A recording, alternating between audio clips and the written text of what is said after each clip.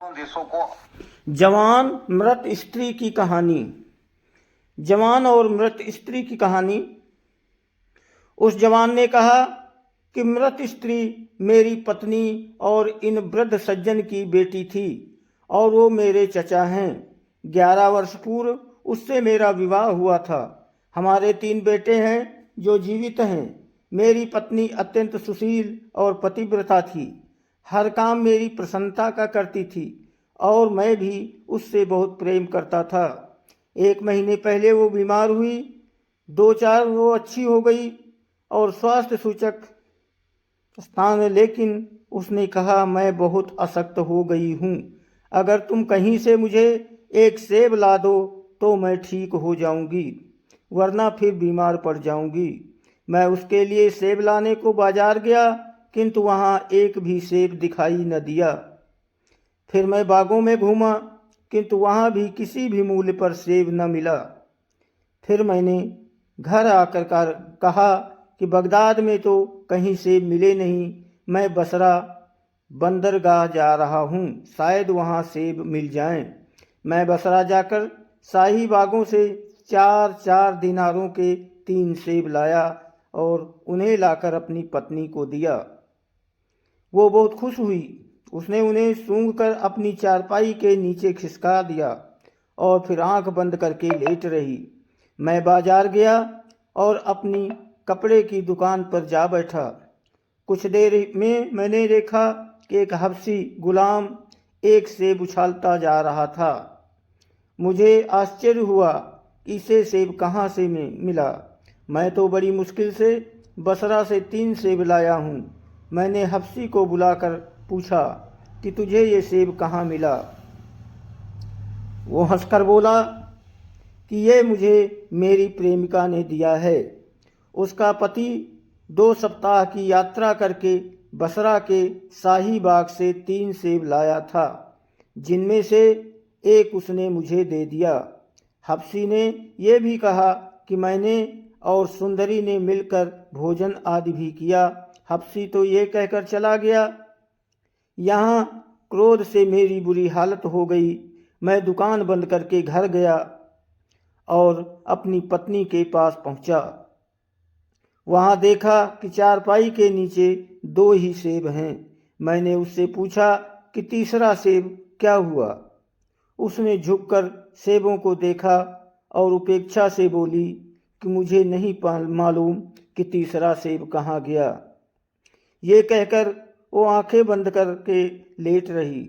मुझे विश्वास हो गया कि हबशी सच कहता था। इसका उससे अनुचित संबंध है और ये अचानक मुझे यहाँ देखकर बहाना भी नहीं बना पा रही है।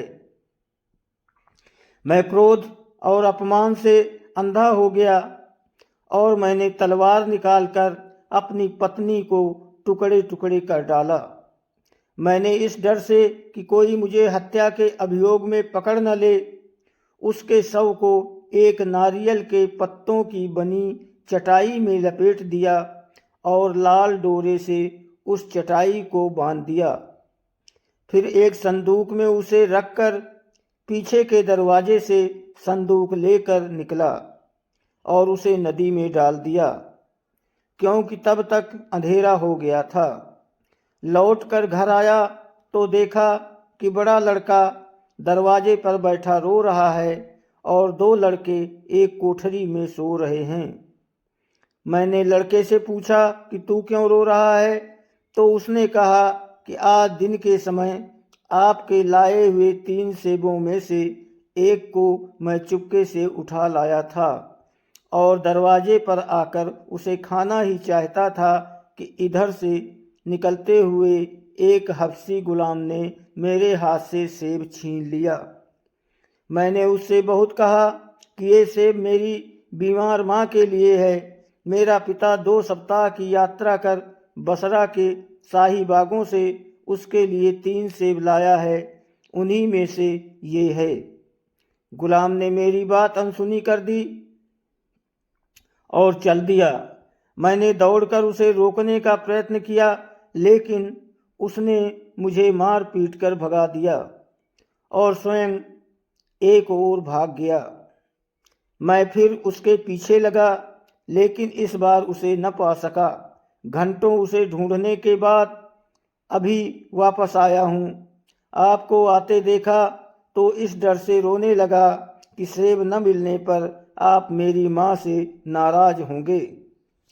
मैं आपसे हाथ जोड़कर कहता हूँ कि माँ से कुछ न कहिएगा, वो कुछ नहीं जानती। ये कहकर लड़का फूट फूट कर रोने लगा। ये सुनकर मेरे तो जैसे प्राण ही निकल गए। मैंने अपनी सती साध्वी पत्नी को झूठे संदेह पर मार डाला था। मैं दुख और पश्चाताप के कारण अचेत हो गया। जब सचेत हुआ तो मैंने लड़के से कोठरी में जाकर सो जाने को कहा और स्वयं एक एकांत स्थान पर बैठकर दुख में निमग्न हो गया। मैं कभी सिर पीटता, कभी आंसू बहाता। मैं अपने को लाख बार धिक्कारता कि मूर्ख, तेरी बुद्धि क्या बिल्कुल भ्रष्ट हो गई थी कि तूने अपनी सुशीला और पतिव्रता पत्नी को एक अनजान हबशी गुलाम की बात पर विश्वास करके मार डाला और इतना भी धैर्य न दिखाया कि इस बारे में पूछताछ कर लेता। मैं इसी शोक और पश्चाताप की दशा में बैठा था कि उसी समय मेरा चाचा अपनी पुत्री के स्वास्थ्य का हाल जानने के लिए आया। मैंने उसे पूरा हाल बताया।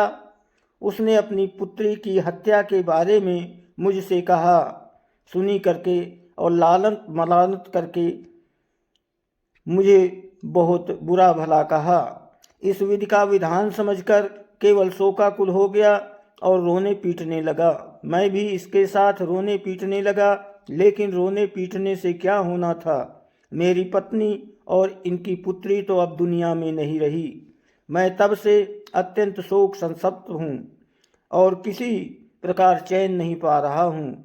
मैंने सारा हाल सच्चा सच्चा आपके सामने रख दिया। अब आप आज्ञा दे कि मुझे फांसी पर चढ़ाया जाए।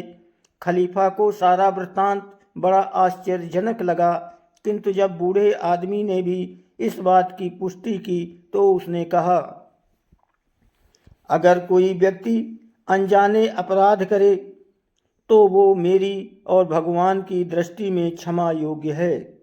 मैं इस आदमी की सत्यप्रियता और न्यायप्रियता से भी प्रसन्न हूँ कि इसने निरपराधों को मृत्यु से बचाने के लिए स्वयं मृत्यु का आह्वान किया और अपना अपराध स्वीकार किया। मृत्युदंड का भागी वो गुलाम है जिसके झूठ के कारण ऐसी दुखद घटना हुई। मंत्री महोदय, तुम अभी अपने को मुक्त न समझो। तुम्हें 3 दिन के अंदर उस दुष्टात्मा को खोज लाना है जिसके कारण ये सब हुआ। 3 दिन में ऐसा ना कर सके तो तुम्हें फांसी पर चढ़ना पड़ेगा। मंत्री ने सोचा कि एक बार मौत से छुटकारा मिला तो वो दोबारा पीछे पड़ गई। वो रोता पीटता घर आया। उसे विश्वास था कि अब की बार जान नहीं बच सकती, क्योंकि लाखों गुलाम बगदाद में हैं। अभियुक्त गुलाम कैसे मिलेगा। फिर उसने सोचा कि परमात्मा की दया से निराश न होना चाहिए। जिस प्रकार अकस्मात ही उसने अनजान स्त्री के हत्यारे को प्रकट कर दिया, वैसे ही संभव है कि इस बार भी जान बच जाए। किंतु इस बार भी निश्चित अवधि में वांछित गुलाम नहीं मिला। मंत्री जाफर फांसी पर चढ़ाने के लिए बुलाया गया। उसके संबंधी उससे मिलकर रोने लगे। मंत्री की बच्चे खिलाने वाली सेविका मंत्री की एक 5-6 बरस की बेटी को लाई। वो इस बच्ची को बहुत प्यार करता था। मंत्री ने उन सिपाहियों से कहा कि मैं चलने के पहले अपनी इस बच्ची को प्यार कर लूं। उन्होंने अनुमति दे दी। मंत्री ने जब बच्ची को उठाकर अपने सीने से लगाया तो उसके सीने में रखी हुई कोई चीज अड़ी। मंत्री ने बच्ची के सीने के ऊपर देखा तो एक बंधी हुई गोल चीज महसूस हुई। मंत्री ने पूछा, पर बच्ची ने बताया कि ये सेब है जिस पर शाही बाग की मुहर लगी हुई है।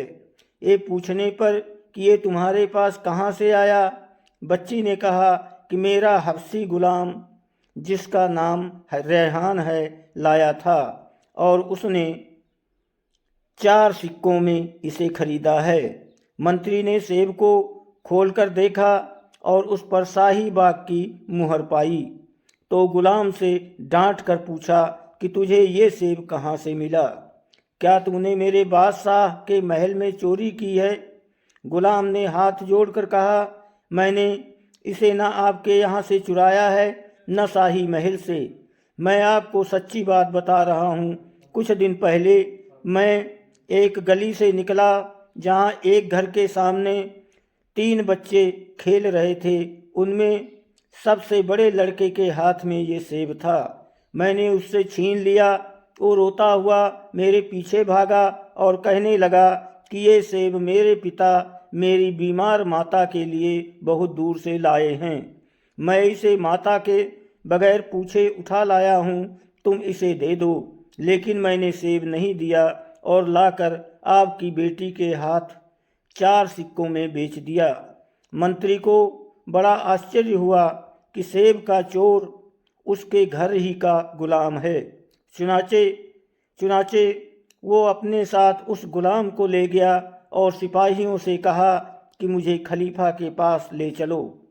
खलीफा के सामने जाकर उसने गुलाम को खलीफा के सामने खड़ा कर दिया। खलीफा के पूछने पर गुलाम ने वही कहानी दोहराई। खलीफा को ये अजीब किस्सा सुनकर हंसी आई, किंतु उसकी अपराधी को मृत्युदंड देने की इच्छा बनी हुई थी। उसने मंत्री से कहा, सारी दुखद घटना तुम्हारे गुलाम के कारण हुई, इसलिए यही मृत्युदंड का भागी है। इसे फांसी पर चढ़ाओ ताकि लोगों को शिक्षा मिले।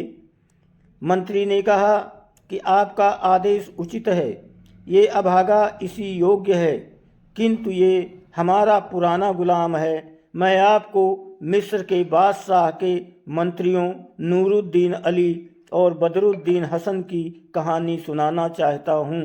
यदि इससे आपका मनोरंजन हो तो उसके बदले में कृपया गुलाम को इतना बड़ा दंड देने का आदेश वापस ले लें। खलीफा ने कहानी सुनाने को कहा। दोस्तों, वीडियो को लाइक और सब्सक्राइब करें, आपकी बहुत मेहरबानी होगी। धन्यवाद।